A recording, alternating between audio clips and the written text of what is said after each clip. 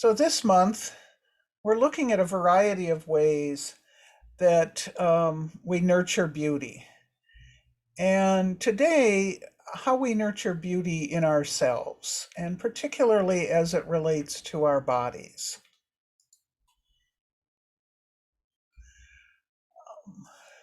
As often happens, the news and chatter this week add an illustration for me for our talk.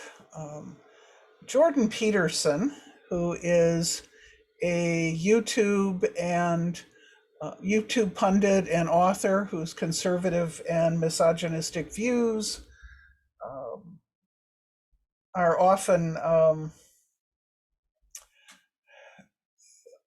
uh, often really loved by certain groups of people. They've caught on, for instance, among some younger atheist men in particular. Well, Jordan Peterson this week decided to react to a cover model, Yumi Na, who was featured on Sports Illustrated. And he tweeted to his millions of followers on Twitter, "Sorry, not beautiful. And no amount of authoritarian tolerance is going to change that."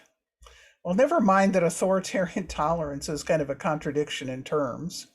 Later on, he doubled down. He said, "It's a conscious, progressive attempt to manipulate and retool the notion of beauty, reliant on the idiot philosophy that such preferences are learned and properly changed by those who know better." And then he left Twitter. He had so many negative reactions to his negative comments. So let's leave him for a minute and instead turn to that model. Let me find her picture. There it is. Yumi Nu, a 25-year-old singer-songwriter and model. Her first clapback to Jordan Peterson was, she said, "I win, you lose." In an earlier interview with the New York Post, she said that she had been surprised that she was chosen to be featured on the cover. "I'm on cloud nine," she said. "This is nothing I could prepare for. It's unexpected. I feel like we're in a place right now where people are making space for more diversity on magazine covers. It's a big time for Asian American people in media. I know I play a big role in representation in body diversity and race diversity, and I love to be a role model and representative of the plus-size Asian community."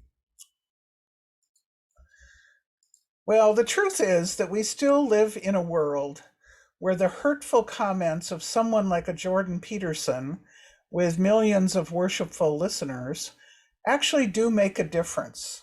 And he's wrong. Standards of beauty are definitely influenced by culture, which is a kind of learning. Of course, Jordan Peterson has made it clear over and over that he thinks only one culture is valid, kind of an idealized version of 1950s patriarchal Western culture that never really fully existed anyway.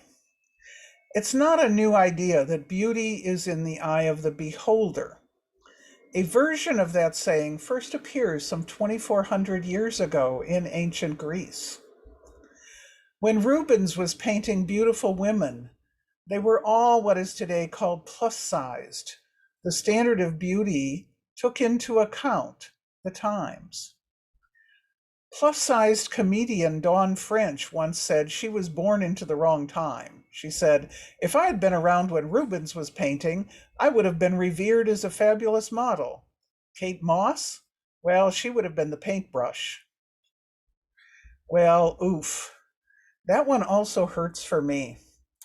What you may not know looking at me is that I grew up as a very skinny girl, and I was teased mercilessly for that. Years of therapy helped me to understand that one reason it's very hard for me to get to a weight that's healthy for my body is that I fear being skinny more than I fear being fat.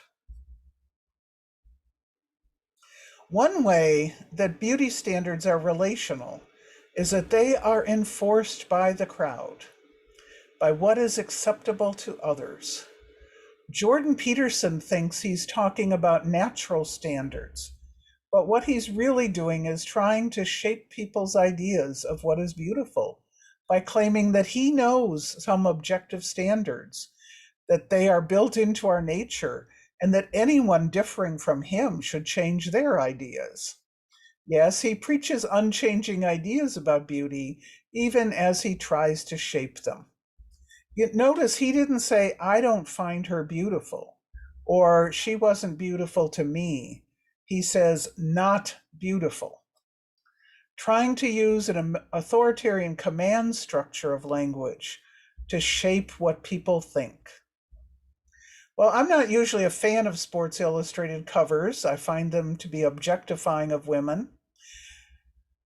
And the reactions of so many to this particular one just convince me more and more that these covers do exactly that. A lot of Twitter negative comments were from cishet straight men saying, I wouldn't sleep with her, as if the models on Sports Illustrated covers were ever going to sleep with them. The models on magazine covers not only themselves usually embody a very narrow set of features that might be considered beautiful, but the images are usually then airbrushed, modified to remove blemishes, wrinkles, any so-called imperfections. So what we see in the media and on magazine covers, and what the men especially who see them are being taught to see, is an idealized version of beauty that no woman can actually embody. So when Sports Illustrated decides to increase the diversity to include other women who are also beautiful, it is really hard for people they have well trained in their usual standards of beauty to accept that diversity.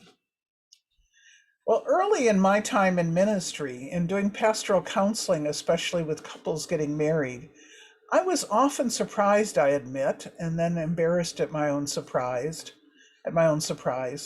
when a straight man would describe his female partner as beautiful when she didn't fit the Western standard very well.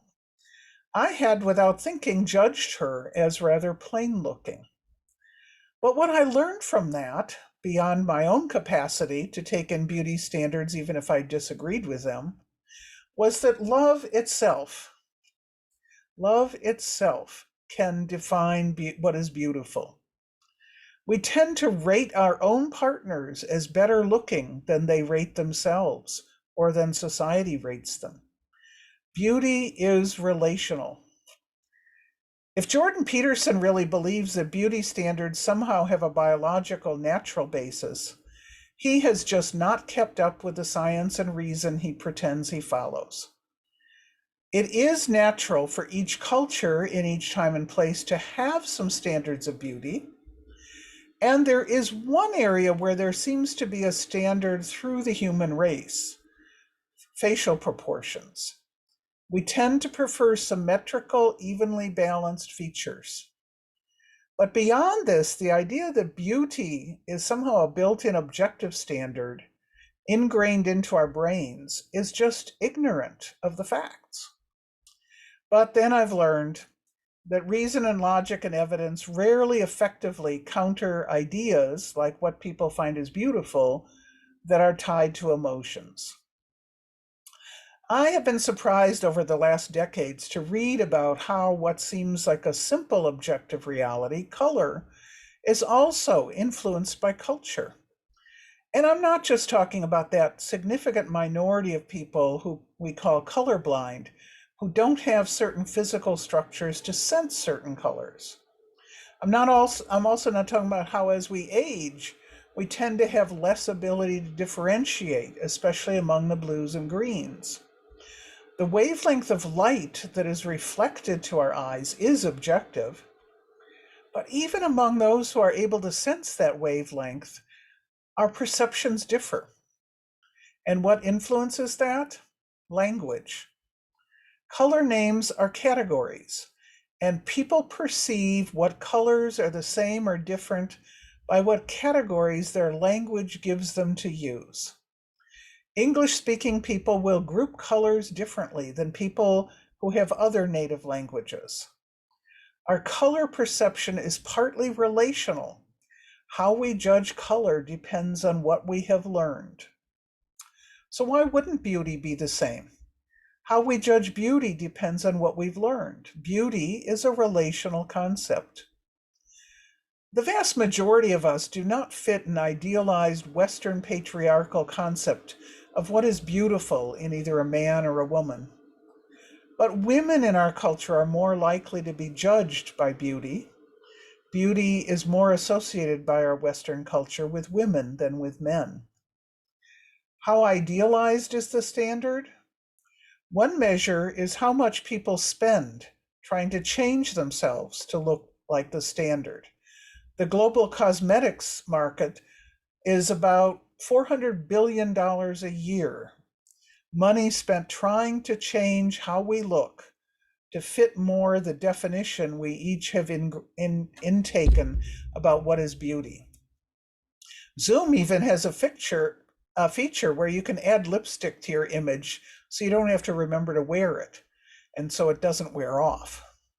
Selfies are now commonly edited so that the self that is portrayed conforms more to perceived standards than to reality.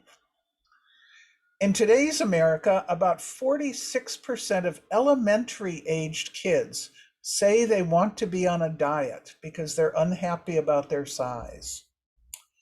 About 20 million American women and 10 million American men have eating disorders like anorexia and bulimia. And even if those conditions get treatment, about 20% don't recover. The dissonance between physical reality and the cultural standards is literally life-threatening for some people. When the crowd says that this or that is beautiful, then we don't have to think for ourselves and we can just adopt a standard. We are, after all, social creatures, and we benefit from the experience of others, and that's often a good thing. But it can also cut off our own experience. Someone did an experiment with dating websites where you have a picture of the prospective date, and they asked the research subjects to rate random people there as to how beautiful they were. Then in the middle of the experiment, they were shown the average scores that others who were subjects in the study were giving to faces. And after they saw them, as they scored more faces, they tended to adapt their own judgment to the average judgment that they had seen. Learning what other people think is a way that we learn. And what is natural isn't the beauty standard itself. What is natural is that we change our internal standard to fit what our culture is telling us. Many who reacted to Jordan Peterson's comment actually commented instead on his own looks. Studies of what women and men find preferable in how men look, those also turn out somewhat differently. For instance, if your study only includes people living in Western societies, what does masculine really look like? It turns out it's somewhat different in different cultures, and even somewhat different in a culture between people in urban areas and rural areas. Historical and sociological studies have shown that heavier weight is more valued and considered more beautiful during times of perceived scarcity. And if you expose men or women to a situation in which dominance matters, then, for instance, men with squarer chins are more appreciated. Beauty and preferences are influenced by culture and circumstance. Well, my mother tried to reassure me often that I was pretty. I think in part because she saw how I suffered from the teasing, but also she herself didn't fit 20th century Western standards of female beauty. But I never believed her because nobody else in society seemed to agree with her. Some parts of me still don't believe her. It is so important that we raise our children to know that we think they are beautiful, but it's even more important to have that wider impact. What are the images our kids see? What images do we see? And think about how we might change that. One clue with children: tell them more than that they are beautiful. Tell them what you appreciate about them. that is under their control. Not just you're beautiful, but you admire their curiosity, their creativity in what they're wearing, their enthusiasm, their kindness. What you as an adult in life appreciate will shape what they focus on. If we heavily focus on appreciating beauty, well, that may be why there's a $400 billion cosmetics industry. How could anyone ever tell you you are anything less than beautiful? Because beauty is in the eye of the beholder, and the beholder is susceptible to influence and capable of change, even when that beholder is ourself.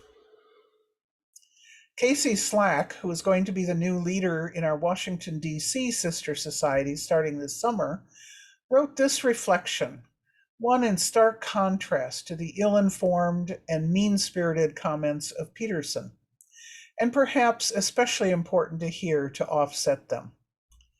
They wrote, "We are fat and queer and trans and black and brown. We're people who are chronically ill and who experience mental health problems and who interact with the world in a way different from the norm. We are people with bodies and lives that we are supposed to believe are wrong. We're told to hide, to disappear, to blend the best we can, to kill pieces of ourselves so that someone else may think we're okay. But we are okay. We're better than okay. We're beautiful. We are, as one of the Psalms says, fearfully and wonderfully made. We are stardust. We are the universe experiencing itself." Well, for those who are watching on video, we'll end the program there and invite you to attend live some Sunday so you can be part of the conversation and not just a viewer. You can find us at rysec.org.